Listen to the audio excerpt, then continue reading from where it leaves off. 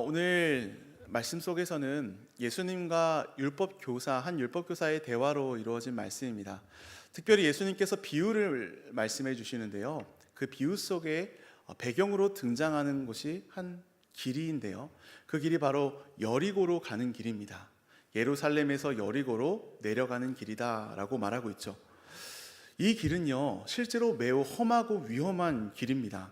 이 두 지역의 차이는 고도가 500m 이상 차이가 나서요, 급격한 경사가 많고 거기에 강도들이 숨어 있고 강도들의 습격이 잦았다라고 합니다. 그래서 당시 사람들은 그 길을 피의 길이라고 부르기도 했습니다. 언제 어떤 위험이 올지 모르는 예측 불가능한 곳이 바로 여리고로 가는 길입니다. 오늘을 사는 우리에게 이 세상은 여리고로 가는 길과 참 비슷한 것 같습니다. 요즘 더더욱 삶의 어려움을 피부로 체감하는 시기이죠. 갑작스러운 전쟁과 또 물가는 계속 치솟고 경제는 불안하고 앞으로 우리에게 어떤 미래가 닥쳐올지 예상할 수가 없습니다. 또한 겉으로는 괜찮아 보이지만 마음의 불안과 다양한 갈등들이 우리의 마음을 괴롭게 하기도 하죠. 가족 내의 갈등이 있을 수도 있고요, 자녀와의 갈등, 또 직장 내의 갈등, 또 언어의 한계 때문에 충분히 피할 수 있는 갈등조차도 우리는 마주하기도 합니다. 이처럼 마음의 평안을 빼앗는 요소들이 참 많다는 것이죠. 우리 신앙생활에서도 마찬가지인 것 같습니다. 예상하지 못한 위험과 흔들림이 참 많이 있습니다. 점점 기준이 없어지고 있죠. 무엇이 옳은지 그른지보다도 내가 어떻게 느끼는지가 중요한 시대를 우리는 살아가고 있습니다. 그러다 보니 말씀의 권위를 받아들이는 것이 참 쉽지 않죠. 그리고 내 생각을 내려놓는 것도 점점 더 어려워집니다. 또한 신앙적 가치관을 지키는 것이 부담이 되는 순간들도 참으로 많습니다. 예를 들어 직장에서 일을 처리할 때 대충 넘어가면 더 빠르게 처리할 수 있고, 근데 정직하게 하려면 더 시간이 들고 손해보는 것 같다 느껴질 때도 있습니다. 또 사실대로 말하면 이 불리해질 수 있는 상황에서 조금만 다르게 말한다면 대충 넘어가지 않을까라는 유혹이 있기도 합니다. 그러니까 조금의 거짓과 조금의 부정직함을 합리화시키려는 이런 시대의 흐름과 또한 유혹들이 우리 안에 참 많다라는 것이죠. 그러다 우리의 신앙의 기준이 흔들리기도 합니다. 이처럼 교회로 사는 우리는 정말 여리고로 가는 길과 같은 그런 비슷한 상황에 놓여 있는 것 같습니다. 세상은 우리에게 나름 솔루션을 제시하죠. 지식을 많이 쌓고 어느 정도 예측이 가능하다면은, 삶이 좀 여유롭다면은 우리가 그래도 버틸 수 있을 것이다 라고도 하고요. 그리고 인생은 원래 그런 것이다, 아무런 기대하지 않는 게 오히려 낫다라고 이야기하기도 합니다. 그리고 위기를 위기로만 보지 말고 기회로 삼아라 라고 이야기하기도 하죠. 좋은 말 같습니다. 근데 우리가 이 정도 수준에서 머물러 있고 만족할 수 있을까요? 하나님은 이런 시대 가운데 우리에게 뭐라고 말씀하실까요? 예측 불허하고 언제 어떤 어려움이 올지 모르는 이 길 위에서, 나 자신을 지켜야 되는 이 길 위에서, 아니 나 자신 하나조차 지키기 어려울 것 같은 이 길에서 하나님은 우리에게 뭐라고 말씀하실까요? 오늘 본문에서도 바로 그러한 질문이 등장을 합니다. 율법교사가 예수님께 이렇게 묻습니다. 내가 무엇을 행해야지 영원한 생명을 얻을 수 있습니까? 당시 율법교사는요, 율법 지식으로 똘똘 무장한 율법교사였습니다. 율법 전문가였죠. 유대사회에서는 지도층에 속해 있었고 그들의 가르침은 유대인의 삶의 기준이 되었습니다. 그러다 보니까 아주 많은 영향력을 끼치고 있었죠. 그런 율법교사가 예수님께 찾아와서 이 질문을 하는 것입니다. 이 질문을 쉽게 얘기하자면요, 하나님이 원하시는 게 무엇입니까? 아니, 하나님께 무엇을 해야지, 내가 무엇을 해야지 흔들리지 않는 세상에서 흔들리지 않는 이 가치인 영원한 생명을 나에게 주시는 것입니까? 라고 질문하는 것이죠. 예수님은 말씀하십니다. 율법에는 뭐라고 하고 너는 그걸 어떻게 해석하느냐? 그랬더니 율법교사가 당당하게 이렇게 이야기합니다. 27절 말씀에 이렇게 말하죠. 대답하여 이르되 내 마음을 다하며 목숨을 다하며 힘을 다하며 뜻을 다하여 주 너의 하나님을 사랑하고 또한 내 이웃을 내 자신같이 사랑하라 하였나이다.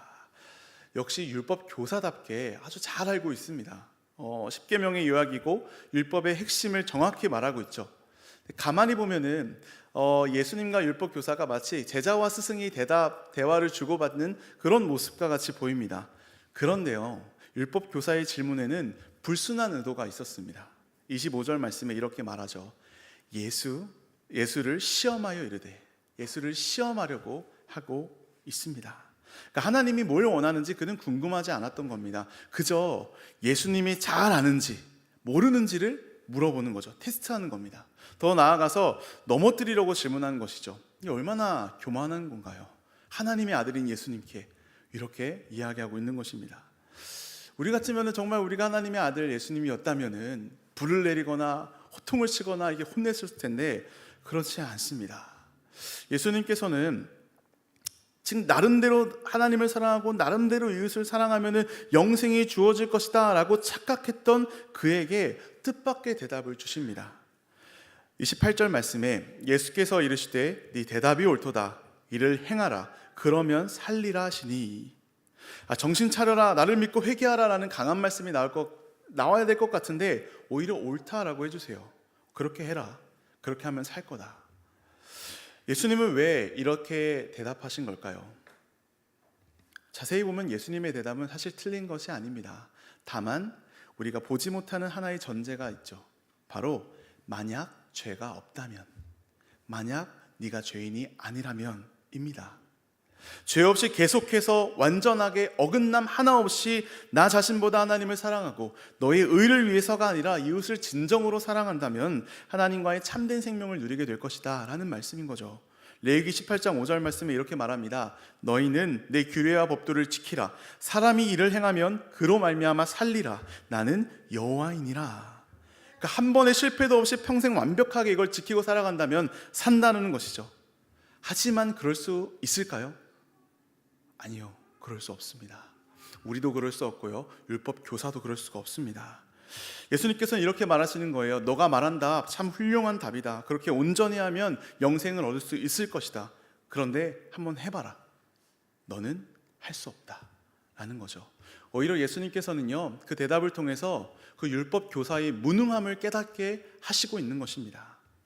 여리고로 가는 길과 같은 이 예측불허한 세상에서 우리가 먼저 깨달아야 할 것이 있다면요, 첫 번째로 나는 할 수 없다라는 그 깨달음입니다. 나는 할 수 없다라는 것을 우리는 깨달아야 합니다.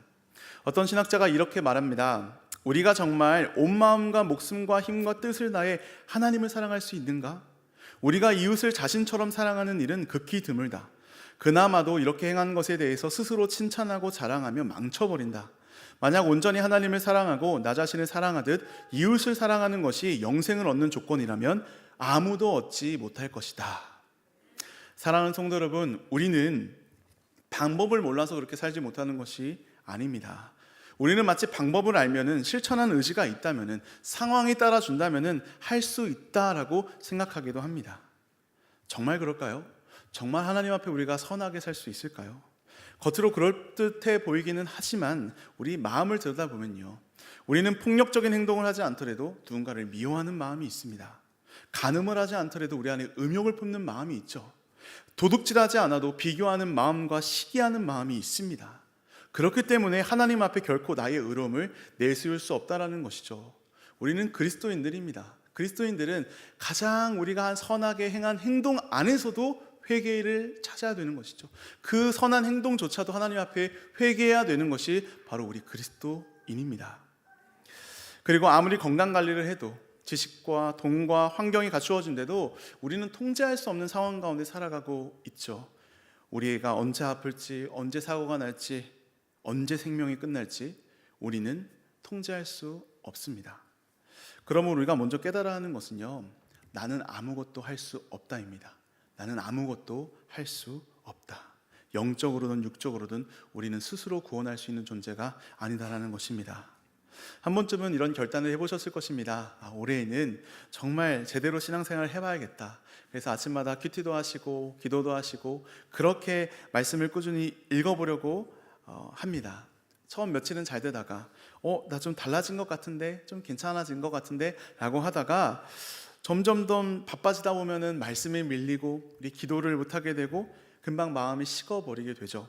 그럴 때 우리는 우리 자신을 보면은 자책하기도 하고 실망하기도 합니다.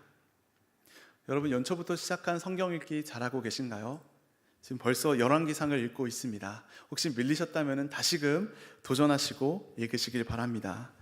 우리는 모두 그런 경험들을 하게 됩니다. 여러분, 저도 참 이런 경험들, 이런 실패들 많이 경험했는데요. 우리는 뭔가를 열심히 하다 보면 그만한 대가를 원하죠. 당연한 거죠. 어느 정도 했으니까 그만한 결과가 나오기를 원합니다. 하지만 기대대로 안 될 때가 훨씬 많지 않나요? 우린 쉽게 실패하고 쉽게 좌절에 빠집니다. 이때 속에 이런 질문들이 들죠. 그러면 내가 아무런 노력도 하지 말아야 되는 건가? 아닙니다. 나는 할 수 없습니다. 나는 실패합니다. 라는 이 말은요, 이어서 하나가 더 붙어야 돼요. 그러니까 더 하나님을 붙잡으라는 겁니다. 그러니까 더 하나님을 의지하라는 겁니다. 내 기도에, 내 경건에, 내 습관에, 내 열심에 내 삶이 달려있는 것이 아니라 그것들을 통해서 역사하시는 하나님의 손에 우리의 인생이 달려있는 줄 믿으시길 바랍니다. 그러므로 하나님께서 깨달으라는 것이죠. 이 모든 걸 사용하셔서 너에게 선한 것을 주기를 원하는 나를 신뢰하라. 나에게 너의 삶이 달려있다는 것을 깨달아라 라는 말씀인 것입니다. 노력만 하지 말고 하나님께 달려있음을 기억하며 더 붙잡으라는 것이죠. 하나님은 정말 우리에게 그러신 것 같아요. 점점 더 나에게 시선을 향하고 있던 나의 마음을 점점 더 하나님께로 옮겨가시는 것 같습니다. 혹 내 열심과 노력한 대로 결과가 나왔더라면 감사한 일이죠. 그런데 그렇지 않은 결과가 있더라도 우리는 좌절할 필요가 없습니다. 왜냐하면 내가 할 수 없다라는 것을 깨닫는 것이 은혜의 시작이기 때문입니다. 여러분, 이스라엘의 지도자 모세를 아시나요? 이스라엘 백성들을 인도했던 지도자였죠. 불순종으로 40년 광야 생활을 한 이스라엘을 마지막까지 인도했던 모세였습니다. 그 모세는요, 신명기 말씀을 통해서요, 약속의 땅에 들어가기 전에 너희가 정말 그 땅에 가면은 우상이 판칠 텐데 정말로 말씀을 붙잡고 하나님을 예배하고 하나님을 지켜야 된다라는 말씀을 계속 신명기를 통해서 말씀해 주셨죠. 불순종으로 세상을 떠나고 이제 새롭게 그 광야에서 태어난 2세들에게 너희가 정말 따라야 될 규범들을 계속해서 마지막 유언처럼 남겼던 말씀이 바로 신명기 말씀입니다. 그렇게 말씀을 하고 지켜야 된다라고 말씀한 다음에 신명기 30장 1절에 이렇게 말합니다. 제가 쉬운 성경으로 읽어드릴게요. 내가 말한 이 모든 복과 저주가 여러분에게 일어나 여러분의 하나님 여호와께서 여러분은 쫓아내실 모든 나라에서 이 일들이 마음에 생각나거든. 여러분은 쫓아내실 모든 나라에서 라고 말합니다. 이게 무슨 말일까요? 아직 약속의 땅에 들어가지도 않았습니다. 거기 정착하지도 않았어요. 그런데 너희들 말씀을 잘 듣고 살아야 된다. 그런데 너희들은 쫓겨나게 될 거야. 너희는 실패할 거야 라는 말씀을 지금 말하고 있는 것입니다. 여러분, 신명기의 가장 핵심 동사가요, remember입니다. remember.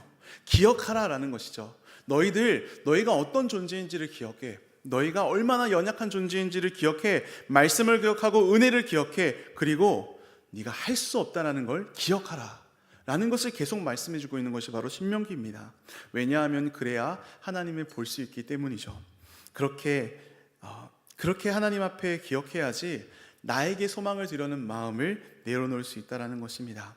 그렇기 때문에 나는 할 수 없다, 나는 실패한다라는 것은 복음으로 들어가는 문이 되는 줄 믿습니다. 대다수의 종교들은요, 신을 공경하고 친절을 베풀면 그만한 대가를 받는다라고 말합니다. 열심히 해야 된다라고 말하죠. 근데 기독교도 그럴까요? 아닙니다. 기독교는 전혀 다릅니다. 기독교는 어떤 규범을 잘 지키면 내가 그만큼 보상하겠다라는 그런 말을 하지 않습니다. 말씀을 온전히 지키지 못하는 사람들, 말씀을 어기고 나의 뜻대로 살아가는 사람들을 구원해 주시는 삼위일체 하나님에 대해서 말하고 있는 것이 바로 기독교입니다. 그러니까 하나님이 우리의 보상이시다라고 말하는 것이죠. 성공과 실패, 또한 성취와 좌절, 그 업다운이 반복되는 것이 바로 우리의 일상입니다. 특히 신앙생활에서도 마찬가지죠. 근데 우린 그 가운데 우리의 한계를 절실히 깨달아야 됩니다. 그리고 우리의 삶의 주관자 되시는 하나님만을 붙들어야 됩니다. 우리 자녀들을 볼 때 그렇지 않나요? 내 뜻대로 되지 않는 것들을 더 깊게 느끼게 됩니다. 달리도 보고 다그쳐도 보고 해보지만 내 마음대로 좀처럼 되지 않는 것이 우리 자녀인 것 같습니다.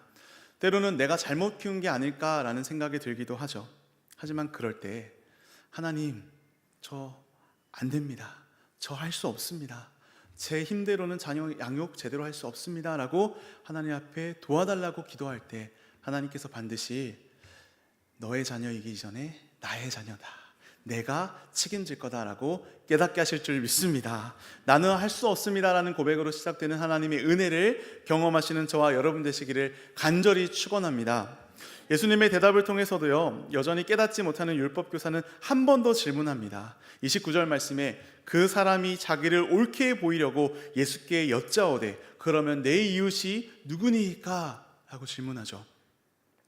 뜬금없는 질문처럼 보여집니다. 하지만요, 그에게는 의도가 있었어요. 여러분, 당시 유대인들에게는요, 이웃은 내가 어떤 사람인지를 말해주는 거였어요.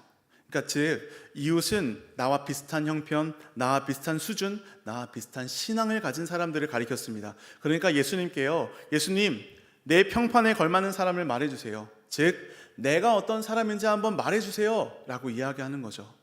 그래서 내가 옳게 보이려고, 자기를 옳게 보이려고 그렇게 질문했다라고 말하는 것입니다. 예수님께서는 그런 질문을 하는 율법교사에게 비유를 말씀해 주십니다. 비유의 말씀이 바로 이렇습니다. 예루살렘에서 여리고로 내려가는 길, 그 험난한 길에 어떤 사람이 우연히 강도를 만났습니다. 그는 벌거벗김을 당했고 구타를 당했습니다. 그리고 거의 죽은 채로 버려졌죠. 마치 한 제사장이 지나가는데 보고 피해서 지나갑니다. 레위인이 또 지나가는데 보고 피해서 지나갑니다. 그리고 사마리아 사람이 지나가는데 보고 불쌍히 여깁니다. 그 상처에 올리브 기름과 포도주를 붓고 분대로 감쌉니다. 치유해 줬던 거죠. 그리고 자기 짐승에 태우고 여관에 데리고 가서 정성껏 돌봐줍니다. 그리고 다음날 은화 2개를 여관 주인에게 맡기면서 잘 보살펴 달라고, 끝까지 책임져 달라고 부탁합니다. 자, 이 이야기를 딱 들려주신 다음에 예수님께서 이런 질문을 하십니다. 자, 이 세 사람 중에 누가 강도 만난 자의 이웃이냐? 하는 거죠. 여러분, 이웃하면 어떤 생각이 혹시 드시나요? 저는 이웃하면 굉장히 따뜻한 마음이 듭니다. 제가 어릴 적 학교 끝나고 집에 갔을 때 부모님이 안 계시면은 그 옆집 어르신들이 저를 돌봐주셨어요. 밥도 해주시고 친절히 맞이해 주시고 부모님 올 때까지 저를 돌봐주셨습니다. 그래서 저에게는 이웃 하면은 그 어르신들이 생각이 나요. 여러분, 제가 또 좋아하는 드라마 중에요, 응답하라 1988이라는 드라마가 있는데 여러분 혹시 아시나요? 저는 굉장히 그 제목만 들어도 마음이 괜히 따뜻해집니다. 1988년 도봉구 쌍문동에서 한 골목을 배경으로 한 드라마인데요, 그 골목 안에서는요 여러 가정들이 살고 있습니다. 아주 다양한 성격, 다양한 배경을 가지고 있는 가족들이 함께 살죠. 그렇게 가족들이요 이렇게 사는데 기쁜 일이 있으면은 함께 기뻐합니다. 내일처럼요. 그리고 슬픈 일이 있으면은 같이 슬퍼합니다. 그 모습을 보면서 그들에게는 단순히 이웃이 아니라 가족과 같은 존재들이구나라는 걸 깨닫게 됩니다. 아마 그러한 이웃들을 경험해 보신 분들도 계실 줄 압니다. 그런데 오늘날은 어떨까요? 오늘날 우리 시대의 이웃, 이 말은 좀 낯선 것 같습니다. 우리가 같은 빌리지에 살면서도 이름조차 모르는 분들도 참 많죠. 핸드폰 안에는 수많은 연락처가 있고 온라인상으로도 여러 관계가 있습니다. 그런데 이상하게도 정작 가까이 있는 사람과는 거리가 멀어지는 것 같습니다. 소통의 통로는 많아졌는데 진짜 마음을 나누는 일들은 줄어들어 가고 있다는 것이죠. 그리고 우리도 이웃의 경계를 내 삶에 부담을 주지 않는 사람, 혹 나를 불편하게 하지 않는 사람, 또 나와 잘 맞거나 나에게 유익이 되는 사람만을 이웃이란 그 테두리 안에 넣고 갖추고 있는 것 같습니다. 예수님의 질문을 함께 생각해 보길 원합니다. 누가 너의 진정한 이웃인가? 누가 너의 이웃인가? 비유 속에 등장한 이 강도 만난 사람은 어떤 상태였나요? 아무것도 할 수 없는 상태였습니다. 죽어가고 있던 상태였죠. 옷이 다 벌거벗긴 채로 누워 있었습니다. 당시에 입는 옷은요, 당시 그가 속한 국적과 사회적 신분을 드러내줬어요. 그러니까 옷이 벗겨져 있다는 것은 그가 누구인지, 그가 어떠한 신분인지, 그가 어떠한 지위이고 어떠한 국적을 갖고 있는 사람인지 전혀 알 수 없었다는 것이죠. 그저 보면 알 수 있는 건 뭘까요? 도움이 필요한 자구나, 도움이 절실하게 필요한 자구나 라는 것만 알 수 있었다는 것입니다. 자, 그런데 먼저 제사장이 지나가죠. 그냥 지나갑니다. 레위인이 지나가죠. 그냥 지나갑니다. 아니, 하나님과 이웃을 섬기기 위해서 부름받은 자들임에도 불구하고, 마땅히 도와야 되는 자들임에도 불구하고 외면하고 지나가는 겁니다. 물론 나름의 이유가 있을 수 있어요. 지켜야 될 정결 규례가 떠올랐을 수도 있고요. 급하게 내가 뭔가를 해야 되는, 가서 빨리 제사를 드려야 되는데, 뭔가를 일을 해야 되는데 라는 생각에 바쁘게 갔을 수도 있습니다. 때로는 번거로움이 싫어서, 또 무서웠을 수도 있어요. 여러분, 우리도 그럴 때가 참 많지 않은가요? 누군가를 돕지 못하는 이유는요, 참으로 많습니다. 그렇다면 진정한 이웃은 누굴까요? 예수님의 비유 속 마지막 인물은 사마리아인입니다. 당시 유대인들에게 사람 이하의 취급을 받던 사람이 바로 사마리아인이었습니다. 그런데 그는 강도 만난 자를 보고 불쌍히 여깁니다. 그래서 이 당시 강도들이 숨어 있을 수도 있는 상황에서도 그에게 다가가서 상처를 싸매고 기름과 포도주를 부으면서 치료해 줍니다. 그리고 그를 자신의 가축 위에 태우고요, 자신은 걸어가죠. 주막으로 데려가서 다음날까지 그를 돌봐주고 자신의 시간을 쏟는 겁니다. 그 주막 주인에게 데나리온 2를 주고 돌봐달라라고 부탁합니다. 그리고 내가 돌아오면은 살해를 하겠다라고 하죠. 끝까지 책임지고 있습니다. 여러분, 이 3명 중에 누가 진짜 이웃일까요? 우리는 망설임 없이 대답할 것입니다. 사마리아인이죠. 근데 예수님께서 이 질문 전에 율법 교사가 하나의 질문을 했습니다. 누가 나의 이웃입니까? 라고 질문했어요. 근데 그 질문에 예수님은요, 강도 만난 자의 이웃이 누구냐라고 대답하십니다. 즉, 누가 나의 이웃입니까? 라고 질문했던 그 율법 교사에게 강도 만난 자의 이웃이 누구냐라고 말씀하시면서 율법 교사를 강도 만난 자의 위치에 놓고 있는 것입니다. 즉, 너가 바로 강도 만난 자다라고 말씀하시는 거죠. 너가 바로 도움이 필요한 자다. 너가 바로 이와 같은 자다라고 말하고 있는 것입니다. 누가 나의 이웃이냐고 물어보지만, 너가 도울 수 있다라고 말하지만, 너가 도움이 필요한 자야. 너에게 필요한 건 너를 피하지 않고 끝까지 너를 책임져 주는 진정한 이웃이란다 라고 말씀해 주시는 것이죠. 이 말씀은 율법교사뿐만 아니라 오늘 우리에게도 동일하게 하시는 말씀인 것 같습니다. 우리는 겉으로는 괜찮아 보일 수 있습니다. 신앙생활도 잘하고요, 나름대로 잘 살아간다라고 말할 수 있습니다. 하지만 내면을 들여다보면요, 어떤가요? 알게 모르게 받은 상처들이 너무나도 많죠. 관계 속에서, 또 사회생활 속에서, 살아가는 환경 속에서 우리는 많은 상처를 받고 넘어지고 쓰러진 그 외로운 자아들이 우리 안에 너무나도 많습니다. 그리고 신뢰하는 것들이 얼마나 많이 버림을 받나요? 우리가 신뢰하는 것들, 우리가 그렇게 믿었던 것들에 배신을 당하게 일쑤입니다. 믿었던 것들에 실망하고 기대했던 것들이 무너지고 관계 속에서도 참 많은 상처를 받죠. 그렇게 자부하던 나에게도 나는 실망하는 존재입니다. 우리는 도움이 절실히 필요한 자들이라는 것이죠. 상황이 좋을 때는 누군가를 돕기도 합니다. 근데 상황이 흔들리고 내 상황이 어려워지고 손해볼 것 같다라면요, 그 모든 걸 포기하고 나부터 챙기는 것이 바로 우리죠. 그렇다면 우리는 누가 책임져 줄까요? 우리에게 진정한 이웃은 누구일까요? 사랑하는 성도 여러분, 우리에게도 진정한 이웃이 필요합니다. 우리를 외면하지 않고 긍휼히 여겨주시고 상처를 싸매시고 우리를 영원까지 책임져 주시는 분, 바로 예수 그리스도이신 줄 믿으시길 바랍니다. 예수님께서 우리의 참된 이웃이 되어 주십니다. 예수님은요, 비육 속의 사마리아인처럼 우리에게 직접 찾아오시는 분이시죠. 당시 사마리아인은요, 멸시당하고 경멸당하던 존재였어요. 사람 이하의 취급을 받던 존재였습니다. 예수님 역시 이 땅에 오셔서요, 사람에게 거절당하시고 외면당하셨죠. 그럼에도 십자가의 길을 묵묵히 걸어갑니다. 여러분, 우리가 처음부터 믿음 생활을 했나요? 우리가 처음부터 예수님을 경외했을까요? 우린 예수님을 떠나서 살아갔던 적이 너무나도 많습니다. 예수님을 마치 이방인인 것처럼, 예수님을 마치 그냥 타인인 것처럼, 마치 경멸한 대상처럼 그렇게 나몰라라 하고 살아갔던 것이 바로 우리입니다. 근데 예수님은 어떻게 하셨죠? 그런 우리에게 찾아오셨어요. 그런 우리를 만나주셨습니다. 강도 만난 자처럼 아무것도 할 수 없는 우리를 향해서 그분은 그냥 지나가지 않으십니다. 우리의 상처를 보시고요, 우리의 상태를 아시고요, 우리와 함께 하신다는 거예요. 우리가 받아야 될 모든 저주의 자리, 그곳에 서셨고요, 우리가 받아야 될 모든 죄의 짐을 그분이 짊어지고 가셨습니다. 사마리아인은 시간을 내서, 내 시간을 쪼개서 내 시간을 포기하고 그 강도 만난 자를 도와주었던 것처럼 예수 그리스도는 시간의 주관자시죠. 시간의 주관자께서 시간 속으로 들어오셨습니다. 시간의 한계 속에서 우리를 돌봐주셨다라는 것이죠. 그분이 우리를 보살펴 주신다라는 것입니다. 그리고 이렇게 기도하십니다. 누가복음 23장 34절에 이에 예수께서 이르시되 아버지 저들을 사하여 주옵소서 자기들이 하는 것을 알지 못함이니이다 하시더라. 주님을 철저하게 거절하는 이들에게 저들을 용서해달라고 기도하고 계십니다. 이것이 바로 우리의 진정한 이웃 되시는 주님이시죠. 이분이 우리에게 찾아오셨습니다. 우리가 환영하지 않았는데도 불구하고, 우리가 나만 알고 나만 중심으로 살아갔음에도 불구하고 우리를 위해서 이 땅 가운데 오시고 죽으시고 부활하셔서 이렇게 고백하시는 것이죠. 하나님, 저들을 용서해 주세요. 저들을 긍휼히 여겨주세요. 저들을 불쌍히 여겨주세요 라고 우리를 그렇게 가엾이 여겨주신다는 것입니다.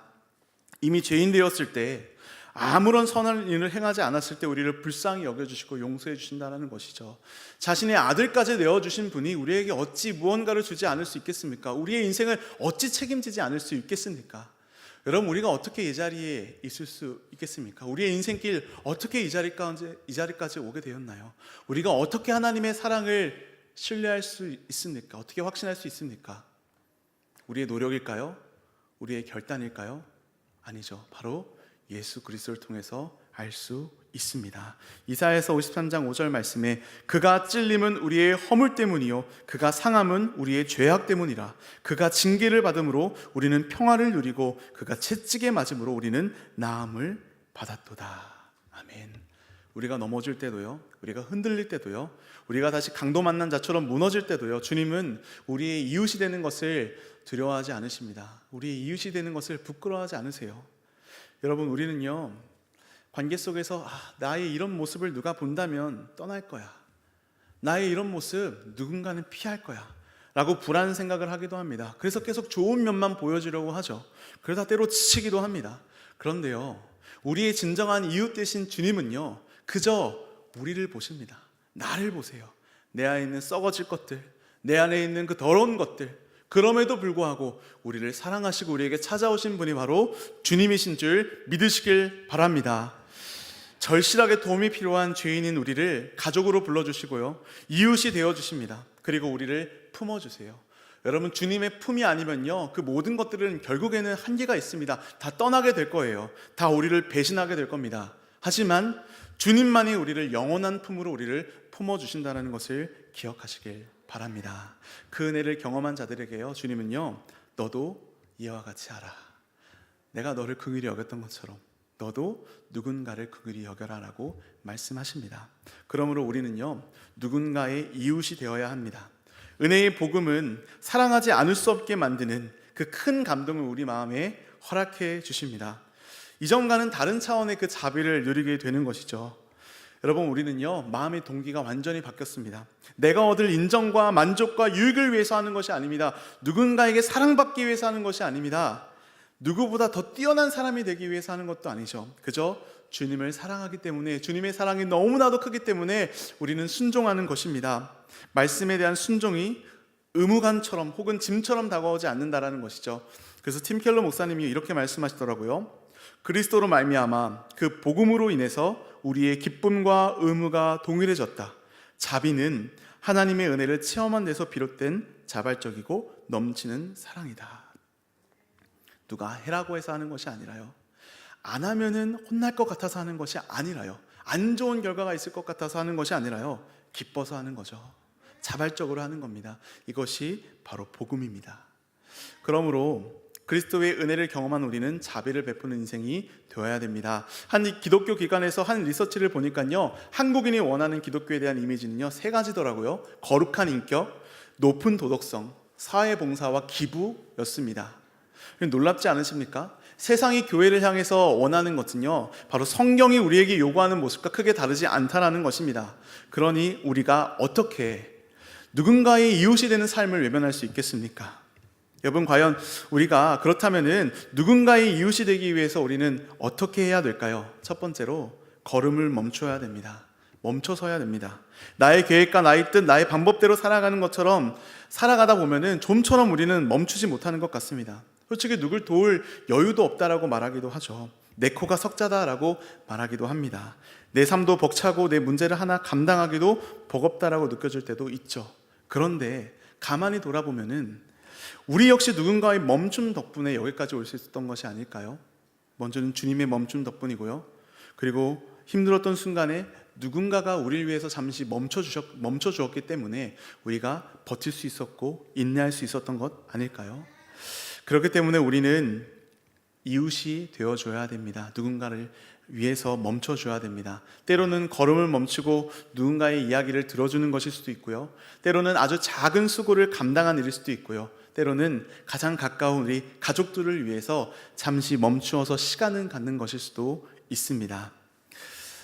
사랑하는 성도 여러분, 그 한 사람이 우리가 되길 원합니다. 도움이 필요한 그 순간에요, 우리가 누군가를 위해서 멈춰서길 원합니다. 그 멈춰설 때 우리의 멈춰섬을 통해서 누군가가 멈춰설 거예요. 그리고 그 멈춤들을 통해서 분명히 누군가가 살아나는 역사가 일어날 줄 믿습니다. 누군가의 이웃이 되기 위해서는요, 두 번째입니다. 주님의 긍휼을 묵상하시길 바랍니다. 자리를 피한 제사장과 레위인과 달리요, 사마리아인에게는요 특별한 게 하나 있었어요. 33절에 이렇게 말하죠. 어떤 사마리아 사람은 여행하는 중 거기 이르러 그를 보고 불쌍히 여겼다. 불쌍히 여겼다. 이 불쌍히 여겼다라는 것은요, 마음 깊은 곳이 뒤틀리고 정말 아파하는 것입니다. 가만히 있을 수 없게 만드는 마음이고요. 그래서 결국 움직이게 만드는 마음이죠. 사랑하는 성도 여러분, 어떻게 우리가 이 긍휼의 마음을 가질 수 있을까요? 성경은 분명하게 말하고 있습니다. 긍휼은 만들어내는 것이 아니라 먼저 경험하는 것이라고요.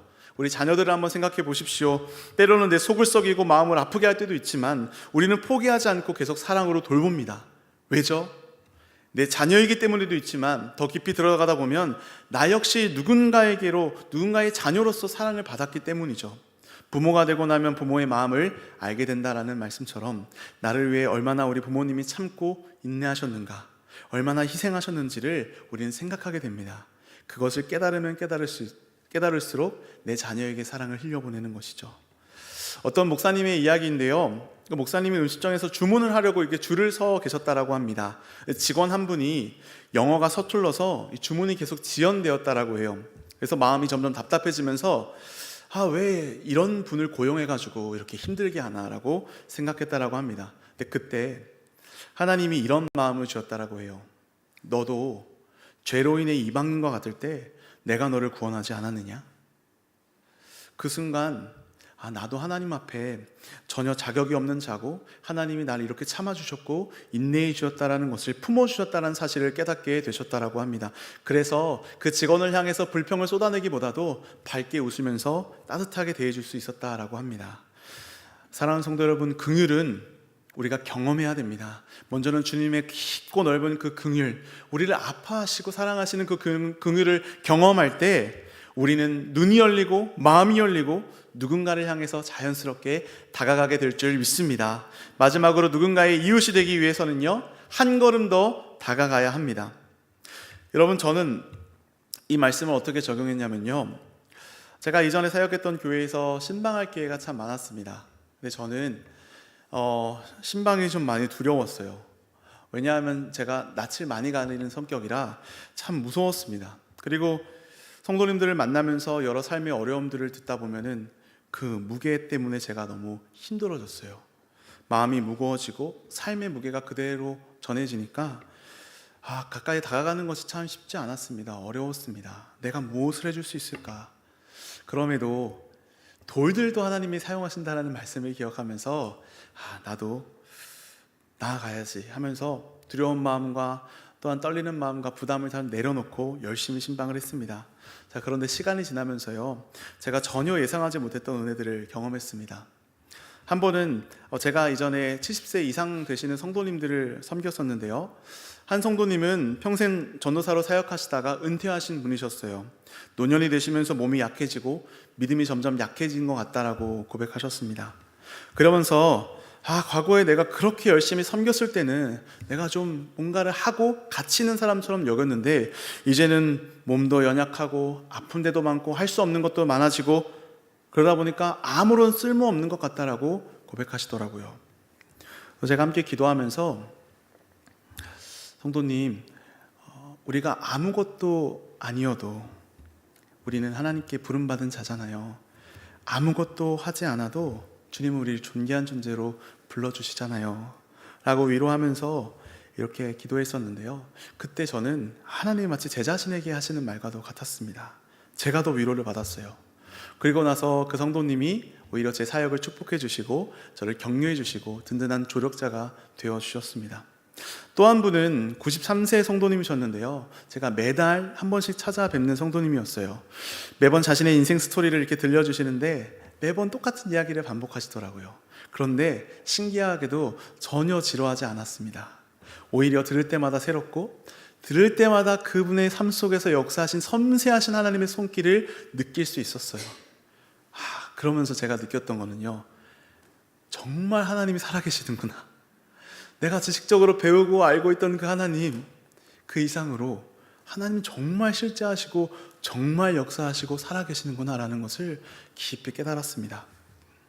그리고 어떤 성도님은 요양병원을 운영하셨는데 그곳에 계신 성도님께, 어르신들께 복음을 전해달라고 부탁하셨어요. 그래서 제가 용기를 내서 가서 복음을 전해드렸습니다. 그렇게 제가 복음을 전하면서 마지막에 우리 예수님께서 우리 어르신을 위해서 죽으시고 부활하셨습니다.